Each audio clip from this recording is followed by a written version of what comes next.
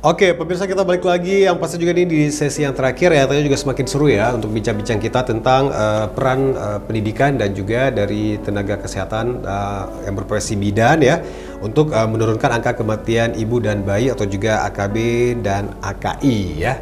Nah dan tentunya juga ini pasti juga mungkin para pemirsa di rumah ya yang berprofesi sebagai bidan atau juga para mahasiswanya gitu ya.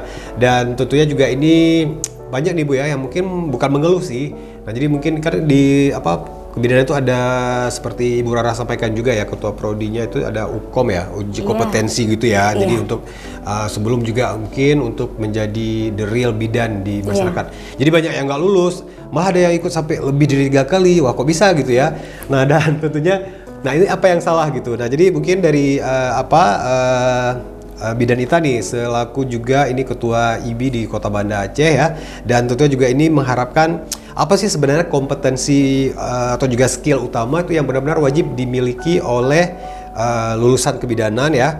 Nah dan tentunya juga ini dapat benar-benar siap pakai gitu. Jadi benar-benar itu terampil gitu ya. Nah dan tentunya juga ini bisa ya insya Allah mudah-mudahan juga bisa memiliki kalau di luar kan kita sering ada praktik bidan gitu ya di setiap desa. Nah kita juga mengharapkan itu semakin banyak semakin bagus.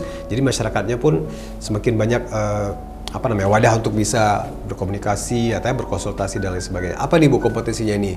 Ya mungkin jangan nanti pas lulus udah tiba-tiba 8 kali ikut juga belum tentu lulus ya. Untuk UKOM-nya sendiri. Nah, jadi stres ya Pak ya? Iya. Nggak lulus-lulus. Nah jadi mungkin apa yang dipersiapkan yang sekarang masih menempuh pendidikan supaya mereka juga ini kompetensinya lulusannya benar-benar bisa siap pakai. Jadi jangan sampai yang mungkin ada pengalaman yang ini nggak bisa nih ya gitu ya, nggak terampil gitu. Oke silakan. Baik, terima kasih Pak Armia. Jadi sebelumnya saya juga sebagai tenaga pengajar di pendidikan kebidanan di beberapa, kemudian juga sebagai clinical instructor di ruang bersalin RSUD ZA.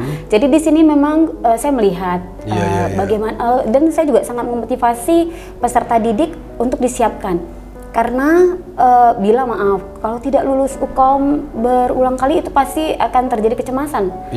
Kepada peserta didik, kenapa Pak? Ini ijazahnya mau dibawa kemana ya? Karena harus lulus dulu UKOM. Nah, yang perlu dipersiapkan untuk peserta didik pada saat ini tingkat 1 kita belajarlah dengan benar. Nah, untuk mencari peluang pekerjaan ke depan itu jangan pernah mengharapkan ini ada buka nggak ya dari pemerintahan untuk tes seperti itu ya Pak ya. Tetapi bagaimana kita bisa membuka usaha mandiri. Nah, kenapa?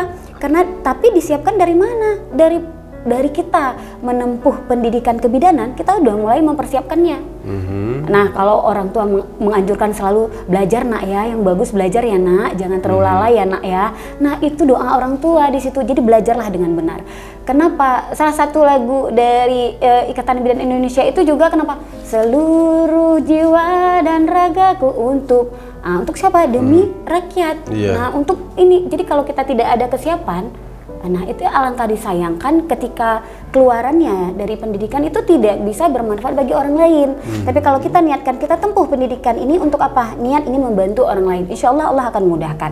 Nah ketika nanti keluarannya jangan pernah berharap bahwa saya harus lulus di sini, saya harus lulus di sini. Tapi saya mau jadi apa ya? Dengan apa skill yang saya miliki? Kompetensi apa yang harus dimiliki seorang bidan? Nah bukan hanya sebagai edukator, bukan hanya sebagai konselor, bukan hanya sebagai pendidik, semua bisa. Tapi berperanlah ahli pada bidang kita. Nah, insya Allah kita akan mendapatkan pekerjaan yang memang kita cintai ini. Karena cintai dulu. Iya benar, nah, itu dia kuncinya. Iya, cintai dulu. Nah, setelah kita memang mencintai, kita akan berusaha, kita akan belajar. Nah, jadi keluarannya pun insya Allah kita nggak harus menunggu. Nah, kita ngikutin eranya aja. Kalau dulu eranya apa, kalau sekarang eranya Gen Z. Nah, sekarang bisa melalui media sosial. Promosikan kesehatan itu. Jangan pernah mengharapkan secara finansial dan yang lainnya. Berbuat dulu, insya Allah akan dimudahkan. Niatnya karena apa? Karena kita memang nakes, kita sangat loyal, kita sosial, maka lakukan hal tersebut Nah, kita akan bermanfaat dengan ilmu yang kita dapatkan dari pendidikan tadi. Jadi yang pernah menyanyiakan apa yang kita jalani saat ini. Nah, masalah sulit, jatuh, bangun itu biasa ya Pak Armia. Iya, Pak Armia juga rasain ya. Iya, semua kan pasti apapun itu nggak ada yang mudah ya. Iya. Oke, nah terus kalau apa namanya untuk ya benar seperti apa Ibu Ita sampaikan tadi ya. Karena juga kalau mungkin semua profesi ya, kadang-kadang ini kalau ya kita juga sorry juga nih jangan sampai viral juga ya. Nah, kadang-kadang kita kebanyakan yang ya udah apa namanya materi dulu, ada duit nggak ada gitu dulu ya. Nah, tapi ya namanya juga tenaga kesehatan, ya, atau juga nakes, tenaga pendidik, tenaga pendidikan, dosen seperti kita atau juga apa namanya guru. Nah, itu kan yang insya Allah juga berkah dunia akhirat insya Allah ya. Nah, jadi tidak hanya kita bisa menghidupi kita di dunia, tapi dengan apa yang kita lakukan dengan kesungguhan dan ketulusan, nah itu juga akan menjadi apa namanya amal jariah kita di hari akhir nanti. Nah, jadi itu sebenarnya profesi yang sangat mulia. Jadi kalau kita benar-benar tulus seperti Bu Tita sampaikan tadi, insya Allah juga Allah akan mudahkan dan lainnya akan menyusul gitu kan. Insya Allah. Nah, apalagi juga ini tuh nakes. Karena kalau misalnya apa ya bidan itu kalau misalnya apa ya bukan secara bukan nggak tulus sih kalau dipaksain gitu pasti terlihat kan. Nah, jadi transfer apa namanya dengan pasiennya, ibu-ibunya pasti ya sentuhannya, benar-benar. cara komunikasinya itu kan menenteramkan ya Pak. Iya, benar-benar. Dari tampilannya, kesederhanaannya sehingga apa pasien ingin mendengarkan kita, pasien ingin ketemu dengan kita. Iya. Benar, kadang-kadang kan ada juga ya, wah belum dikasih obatnya udah merasa sembuh gitu ya. Ada banyak cukup, ya. Iya, cukup ketemu dengan Pak Armia. Waduh, udah saya lihat aja Pak Armia ngomong wah udah selesai nih masalahnya gitu ya. Asalnya kebalikannya gitu ya. Jangan sampai apa yang masih sakit-sakit ini sedikit tapi tiba-tiba udah langsung drop total kalau ketemu sama kalian.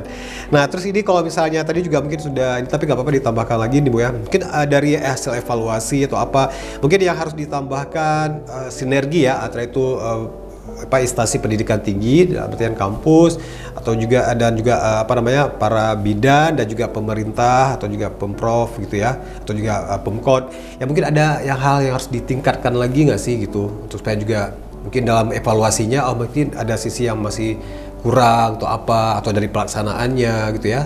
Karena seperti kita sampaikan tadi pemerintah kayak udah pol-polan banget ya. Sampai juga emang udah lengkap banget lah untuk memfasilitasi. Cuman ada hal yang kurang mungkin dari stakeholder yang menjalaninya siapa gitu yang harus ditingkatkan gitu Ibu.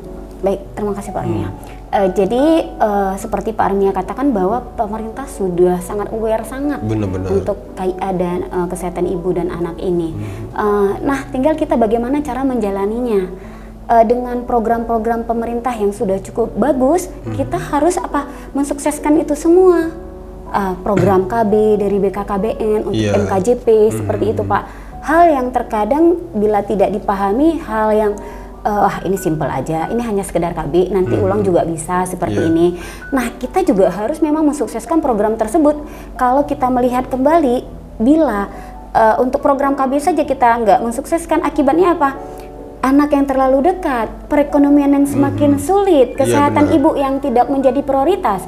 Akhirnya apa yang akan terjadi? Hamil lagi dengan maaf yang dulu baru juga operasi, hamil lagi terjadi perdarahan, akhirnya menyumbang apa? Kita lihat saja dalam kacamata apa? Bagaimana kasihan nggak anaknya yang baru lahir, kemudian ibunya yang terancam akan maaf bilang kematian dan bayi yang dikandungnya. Bagaimana ke depan? Tapi dengan kita mencegah, dengan kita jalankan program-program pemerintah ini secara benar, gunakan buku KIA, triple eliminasi, kan terus dia gaung-gaungkan. Nah, sekarang kita pada eranya, zamannya kita menyesuaikan. Bukan hanya promosi mungkin harus dengan tatap muka, tetapi via telepon bisa atau secara Zoom. Jangan lupa ya Ibu minum obat tambah darahnya ya Ibu, seperti itu. Itu kenapa? Kita aware. Tapi kalau maaf bilang kitanya tidak aware, ibunya tidak tahu, bagaimana kita akan mensukseskan program pemerintah yang sudah cukup baik ini. Nah, program yang sudah dibuat mari sama-sama kita sukseskan. Untuk siapa? Niat karena Allah, kita selamatkan ibu dan bayi tersebut. Iya, nah ini luar biasa sekali yang sekaligus juga ini tadi menjadi pesan-pesan juga ya buat semuanya, tidak hanya buat para tenaga kesehatan atau juga para bidan dari pemerintah juga dan tentunya juga buat para ibu-ibu juga karena ini masa yang mungkin saya mendengarkan aja juga bukan ngeri sih, misalnya mudah-mudahan juga ini bisa teratasi gitu Bu ya. Nah, apalagi juga dengan angka kelahiran yang sangat dekat gitu ya, karena tidak ada pengetahuan atau juga yang mengontrol segala macam. Nah, jadi peran kita semuanya yang tentunya juga supaya juga angka kematian ibu dan bayi itu juga bisa turun ya, dan kok bisa nggak ada sama sekali Bu ya, insya Allah. Dan tentunya juga ini bisa mewujudkan program pemerintah untuk menuju masyarakat sehat di tahun 2030 lah kalau nggak salah ya.